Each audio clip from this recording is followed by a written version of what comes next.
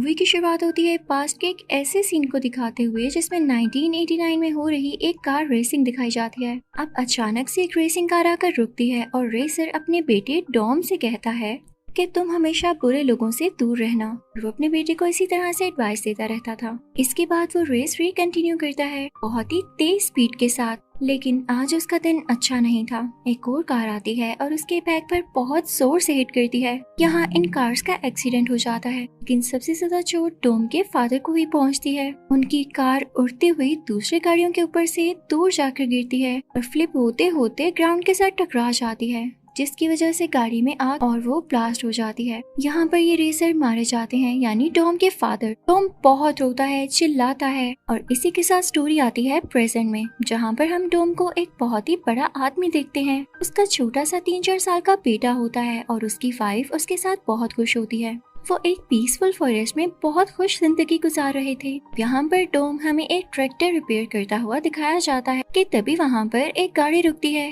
Tom और उसकी wife alert हो जाते हैं और उन पर गन पॉइंट कर देते हैं। तभी उस गाड़ी में से एक आदमी बाहर आता है और अपने हाथ ऊपर करके कहता है, टॉम मैं यहाँ तुमसे मिलने आया हूँ, कोई दुश्मन नहीं हूँ, गौर से देखो।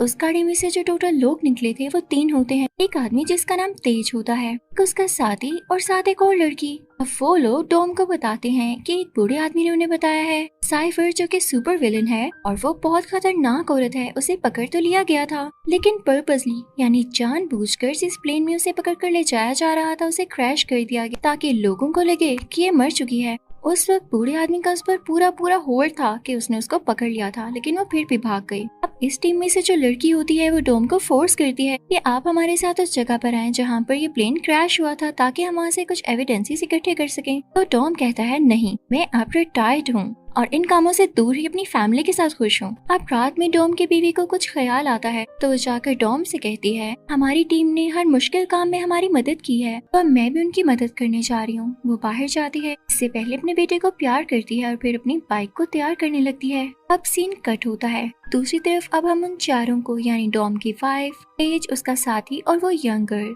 इनको देखते हैं कि वो प्लेन में चढ़ रहे होते हैं। लेकिन यहाँ पर डॉम की भी एंट्री होती है। वो अपनी कार में यहाँ तक आता है और डिसाइड करता है कि वो भी इनके साथ जाएगा। अब ये लोग बहुत लंबा सफर करते हैं, उस जगह तक पहुँच ही जाते हैं जहाँ पर ये प्लेन क्रैश हुआ था। उन्हें प्लेन भी मिल जाता है। भी उस यंग लड़की को वहाँ पर कुछ आवाज आती है जो कि एक सिग्नल की होती है। वो एक मशीन से आ रही होती है। ये लड़की बहुत अच्छी हैकर थी तो इस मशीन को हैक करते हुए खोल लेती है तो उसमें से एक शाइनी ब्लैक बॉक्स निकलता है जो कि कोई डिवाइस लग रही, लेकिन इन लोगों को उसे खोलना नहीं आता था। ये लोग सोच ही रहे होते हैं कि इसको कैसे खोला जाए, तभी वहाँ पर मिलिट्री आ जाती है और इन पर फायरिंग करने लगती है। ये सब यहाँ से भाग जाते और ऐसी जगह पर पहुँच जाते हैं जहाँ पर माइंस थी, यानी वो माइन लैंड था। जैसे जैसे कोई उन पर आता जाता वो ब्लास्ट होती जाती, जिसकी वजह से बहुत सारी मिलिट्री कार्स डिस्ट्रॉय हो जाती हैं। अब इनके ब्लास्ट होने की वजह से एयर प्रेशर से तेज के साथी की गाड़ी भी उड़कर एक जगह गिरती है, वो भी एक लैंड माइन के ऊपर, और अगर वो हिलता तो उसकी गाड़ी भी ब्लास्ट हो जाती। उसके आसपास भी लैंड माइंस थी और ये उसके लिए बहुत मुश्किल खड़ी थी। वो वहाँ से बहुत कोशिश करता है कि आराम से यहाँ से एस्केप कर जाए, लेकिन इन्हीं कोशिशों में उसकी गाड़ी थोड़ी सी हिलती है और नीचे की तरफ आती है। इसकी वजह से लैंड माइन ब्लास्ट कर जाती है और उसकी गाड़ी भी आग लग जाती है और सब बहुत उदास हो जाते हैं और लड़की रोने लगती है। लेकिन तभी तेज का वो साथी लंगड़ाते हुए उनकी तरफ आता है तो सब शुक्र अदा करते हैं और खुश हो जाते हैं। दूसरी तरफ टॉम की बीवी के पास वो डिवाइस थी। अब वो उसको बचाने के लिए एक बाइक पर जाने लगती है ताकि उसे कोई पा न सके। सोल्जर्स भी उसके पीछे होते हैं ताकि वो डिवाइस को ले सके, लेकिन तभी टॉम की वाइफ की बाइक एक पत्थर के साथ टकराती है और बाइक उड़ते हुए ना बैलेंस खो देती है। इससे पहले कि सोल्जर्स आकर उसको पकड़ते टॉम वहाँ पर आ जाता है और उसकी वाइफ उसकी गाड़ी पर आकर गिरती है। यहाँ पर एंट्री होती है इस मूवी के बहुत ही मेन कैरेक्टर की, जिसका नाम जेकब है। खामोशी से अपनी गाड़ी में आता है, चलते हुए गाड़ी से अपना हाथ बाहर करके वो डिवाइस उठा लेता है और फौरन से वहाँ से भाग जाता है। टॉम अपनी बीवी से कहता है गाड़ी के अंदर बैठो। वो फौरन से गाड़ी के अंदर बैठती है, गाड़ी की खिड़की के थ्रू। अब वो लोग जेकब को चेस करने लगते हैं। टॉम बहुत कोशिश करता है कि उसकी गाड़ी के आगे निकल जाए, लेकिन पीछे से मिलिट्री हेलीकॉप्टर्स, इनका अलग ही इशू था। वो लोग इन पर मिसाइल्स फेंकने लगते हैं, इनको शूट करने लगते हैं, लेकिन लकीली कोई भी मिसाइल इनको नहीं लग पाता। जेकब अपनी गाड़ी खाई में गिरा देता है बिना किसी डर के, क्योंकि वो डिवाइस किसी सूरत में इनको नहीं दे सकता था। पर उसे गिरने से पहले ही एक प्लेन आता है और अपनी मैग्नेटिक फील्ड ऑन करते हुए उसकी कार को अपने साथ स्टिक कर लेता है। अब मिलिट्री इन दोनों के पीछे होती है, इनकी कार्स पर ब्लास्ट करने लगती है, लेकिन अब टॉम भी अपनी गाड़ी को उस खाई में ले जाने लगता है। उसकी वाइफ उससे कहती है कि आगे ब्रिज नहीं है, लेकिन टॉम उसे ट्रस्ट करने का कहता है और खाई की तरफ गाड़ी ड्राइव कर लेता है। वहाँ पर एक छोटा सा पिलर होता है जिसके साथ रस्सी बंधी होती है। अब टॉम उसकी तरफ गाड़ी ड्राइव करता है और उस रस्सी से होते हुए गाड़ी उसी रस्सी के साथ अटैच हो जाती है और फ्लिप करते हुए दूसरे हिल तक पहुंच ही जाती है। वो ओल्ड मैन इनको अपने प्लेन से वहाँ से सबको बुला लेता है। यहाँ टॉम की वाइफ सबको बताती है कि जेकब कोई और नहीं बल्कि टॉम का ही भाई है।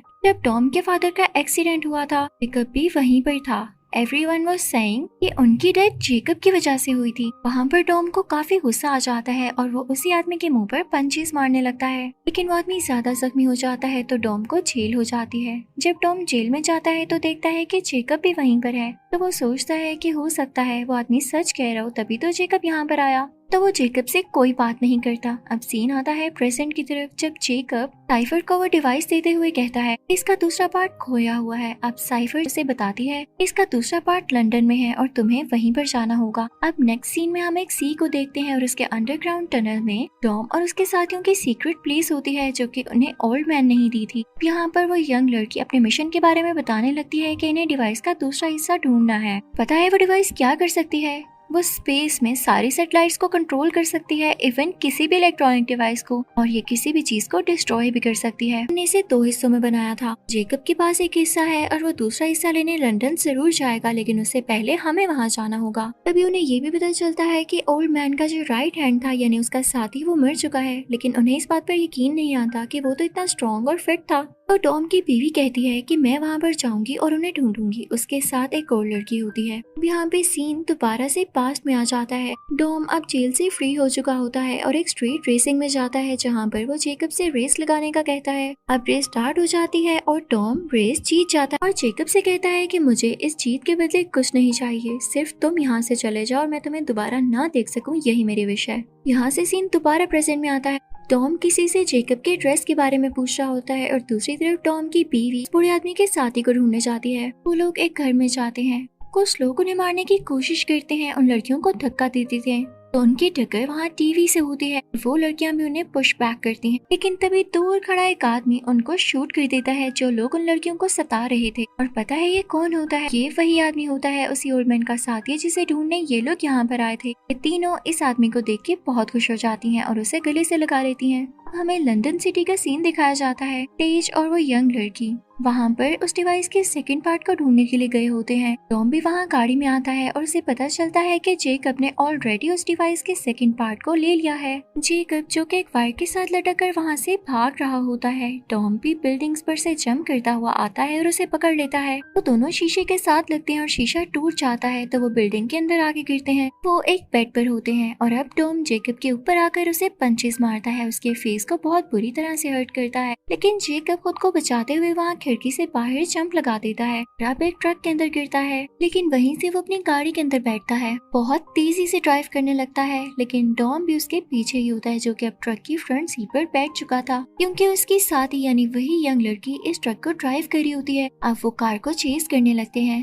जेकब बहुत ज्यादा तेज ड्राइव कर रहा होता है और ड्राइव करते करते बिल्डिंग के उस तरफ चला जाता है, लेकिन ये यंग लड़की उस ट्रक का मैग्नेट ऑन कर देती है, जिससे ये ट्रक जेकब की कार को अपनी तरफ खींच लेता है और ये उस ट्रक के साथ स्टिक हो जाती है। एक रिच बिजनेसमैन को ये खबर मिलती है। ये वही आदमी होता है जो जेकब के साथ साइफर के पास जेल में गया था और उसे ये भी पता था कि जेकब अपने मिशन पर है ताकि वो डिवाइस का सेकंड पार्ट ले सके। उसे बहुत गुस्सा आता है कि कहीं डॉम उसे पार्ट छीन न ले। अपने सोल्जर्स को ऑर्डर देता है कि वो डॉम और उसके साथियों को ढूंढे या चाहे मार दे।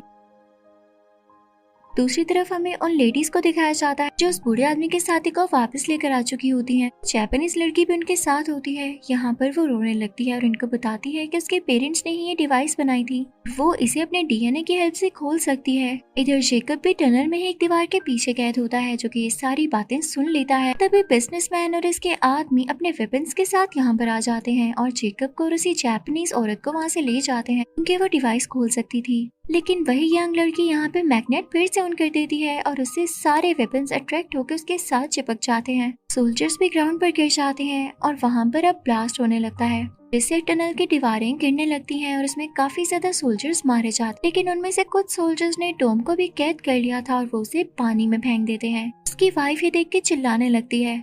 अब कुछ देर बाद जब टॉम को होश आता है तो वो देखता है कि उसकी बीवी उसकी आंखों के सामने है, क्योंकि उसकी बीवी ने उसे डूबने से बचा लिया था। यंग लड़की उन्हें बताती है कि जेकब स्पेस में एक सैटेलाइट भेजेगा ताकि डिवाइस को इनिशिएट कर सके, उसे चला सके। तो टॉम कहता है तो कोई बात नहीं, हम भी स्पेस में जाएंगे। अब उस तरफ जेकब और वो बिजनेसमैन एक साथ हो चुके होते हैं और उस सैटेलाइट को स्पेस में लॉन्च करने वाले होते हैं। साथ ही साथ उन्होंने डिवाइस के दोनों हिस्से लगाकर उसे जोड़ लिया होता है और फिर वो दो ट्रक्स में निकल जाते हैं। एक ट्रक में जेकब और बिजनेसमैन होता है, जबकि दूसरे ट्रक में वही जापानीज लड़की होती है। जेकब कंट्रोल करने लगता है उसी डिवाइस सैटेलाइट को। टॉम भी अब इसी तरफ आने लगता है। तेज और उसका साथी स्पेस में जाने के लिए निकल पड़ते हैं, अपने कॉस्ट्यूम्स पहन लेते हैं और एक ऐसी स्पेसशिप में बैठते हैं जो कि दिखने में गाड़ी जैसी लग रही होती है, लेकिन उसके साथ नाइट्रोस भी अटैच होते हैं जो कि अचानक से ऑन हो जाते हैं। उनमें से आग आने लगती है और वो स्पेसशिप तेजी से स्पेस की तरफ ट्रैवल करने लगती है और ये मिशन सक्सेसफुली इनिशिएट हो ही जाता। टॉम और उसके दूसरे साथ अपनी गाड़ियों का मैग्नेट ऑन कर देते हैं, जिसकी वजह से उन सोल्जर्स की गाड़ियां इसके साथ अटैच होने लगती हैं।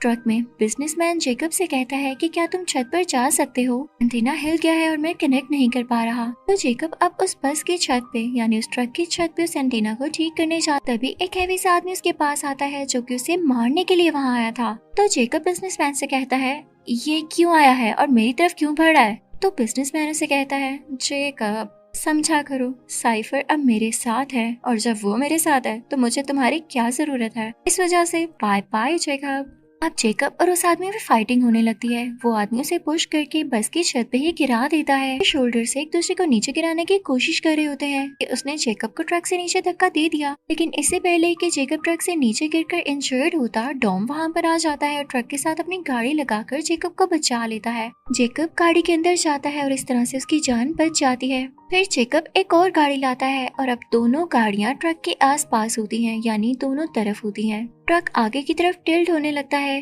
कि ये दोनों अपनी गाड़ियों को इस तरह से आगे कर रहे थे कि ट्रक भी आगे की तरफ मूव कर रहा था और ट्रक पलट जाता है यानी फ्लिप हो जाता है। अब टॉम और वो यंग लड़की ट्रक के ऊपर जाते हैं और उसमें ग्रेनेड्स फेंकने लगते हैं, इससे ट्रक में मौजूद सब लोग मारे जाते हैं और वो लड़की भी उसके अंदर से वो डिवाइस लेकर आ चुकी थी। अब ऊपर स्पेस में हम देखते हैं कि तेज और उसका साथी काफी परेशान हो रहे होते हैं कि उनकी स्पेसशिप में खराबी आ गई थी। तो वो सोचते हैं कि ये खराब तो हो ही चुकी है और सैटेलाइट को तबाह करना इतना आसान नहीं है, तो हम इसी से सैटेलाइट को टक्कर मारेंगे ताकि ये डिस्ट्रॉय हो जाए और हमारा मिशन पूरी तरह से पूरा हो जाए। वो लोग ऐसा ही करते हैं और सैटेलाइट डिस्ट्रॉय हो जाती है। ये लोग सैटेलाइट के बीच में से होते हुए आते हैं। सीन यहाँ पर चेंज हो जाता है और हमें नहीं पता चल पाता कि ये दोनों बच पाए या नहीं। उधर हम देखते हैं कि बिजनेसमैन का ट्रक जो कि तबाह होने के बाद नीचे की तरफ गिर रहा था, वो अभी भी मुसलसल यानी कंटिन्यूसली हिल से नीचे जा रहा होता है। लेकिन तभी साइफर अपने प्लेन के साथ आती है और टॉम पर मिसाइल्स फेंकने लगती है, क्योंकि उससे ये चीज बर्दाश्त नहीं हुई कि उसने ट्रक पर अटैक किया और उसके साथी पर। लेकिन टॉम अपनी सारी पावर इकट्ठी करता है और अपनी स्किल्स यूज करते हुए ट्रक को मूव करता है उसी प्लेन की तरफ, जिससे वो प्लेन भी क्रैश हो जाता है और ये ट्रक भी पूरी तरह से डिस्ट्रॉय हो जाता है। एंड पर जेकब और टॉम एक साथ आते हैं और सुलह कर लेते हैं, जिसके बाद जेकब वहाँ से गाड़ी में कहीं चला जाता है। अब तेज और उसके साथियों का सीन दिखाया जाता है। उन्हें स्पेस में लकीली एक स्पेस शटल मिल चुकी थी, जिससे वो वापस आ जाते हैं और एट द एंड हम देखते हैं कि साइफर उस ब्लास्ट में मरी नहीं थी, क्योंकि वो उसका प्लेन था ही नहीं। साइफर तो कहीं दूर बैठी हुई थी और इसने ये ड्रोन भेजा था जो कि प्लेन की शक्ल का था, जिसे वो दूर बैठकर ही कंट्रोल कर रही थी और यही ड्रोन क्रैश हुआ था। तो न जाने साइफर अब इन लोगों के अगेंस्ट और क्या क्या करती। लेकिन इसी के साथ ये मूवी का पार्ट यहीं पर खत्म होता है।